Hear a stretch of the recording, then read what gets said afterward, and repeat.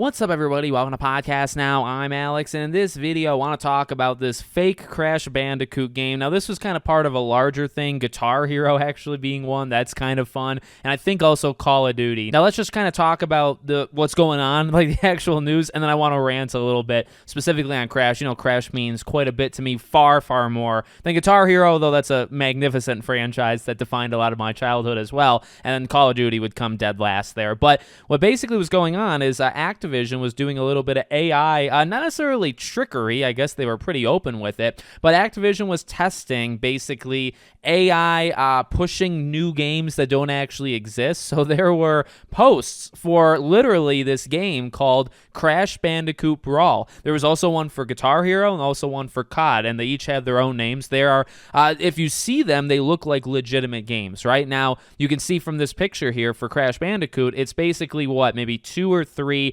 different graphics, right? Different pictures of it. And you have the situation with all of them, okay? All 3 of them have it. Now, when you actually, if you click on these, and the thing is, you might actually think this is like a spam or like a virus type thing. Well, maybe it is to your mind or something, but you click it, and it actually takes you to like a canned page. And it basically admits, it says, this game doesn't exist, just so you're aware. Like, we're not making this game, but are you interested in a game like it? And then it kind of gives a description of what that game would actually be, or I guess maybe the game that they were advertising, right? So it's a little confusing to maybe a simple-minded person like me who just wants classic Crash Bandicoot back. I know that's a lot to ask for from Activision, who's doing AI-generated whatever in God's name this is, okay? And that's the long and short of it, okay? So they were posting up these things, fake games that aren't actually real. You click them if you're a sucker. You click on them, and they tell you, yeah, these things aren't real, but would you be interested one day in playing a game like this? Now,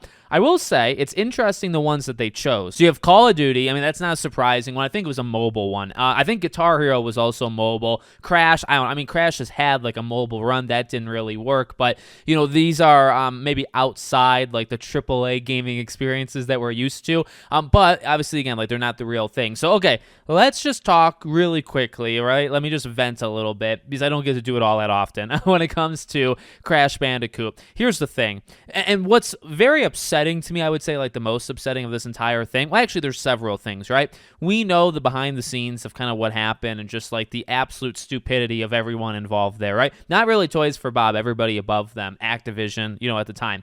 And so what's funny to me, I guess, and also just very sad, Crash Bandicoot Brawl, if we're going to take it seriously, right, the description they use for this game is almost exactly Team Rumble. It's talking about like a round-based system where you're playing for objectives and something happens. It sounds like a battle royale type situation for Crash freaking Bandicoot. Now, have we not literally tried? And I guess, again, like this is where you have to make sure you say things so you don't come off like really, really dumb. I understand this is like an AI-generated description. I understand it's an AI-generated game and image and title and all that jazz.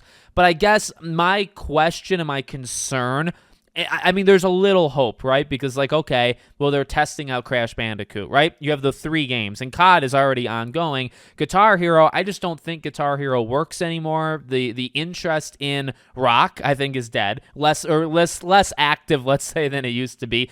I think getting actual, like, the instruments, right? Having those extra accessories, that was always a challenge for Guitar Hero back in the day. So Guitar Hero, I just have, like, a 1% hope that it one day comes back, but I try to be realistic with that one and just say I think the time has passed. I think it's a new era and just an era that doesn't lean into that stuff. With Crash, I think you could come back, right? Crash Bandicoot, I hope, I pray, will never fully be gone and will one day return, even after the disaster that was the last couple of years.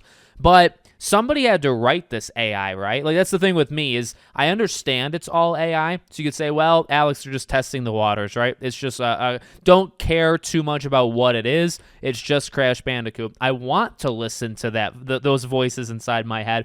But the scary thing is they probably had to, like, train the AI to say something, right? So the thing that's the most scary is the description of the game sounds nothing like, say, a Crash Bandicoot game. Say Crash 4 even, just a few years ago, or the, of course, classics back in the day.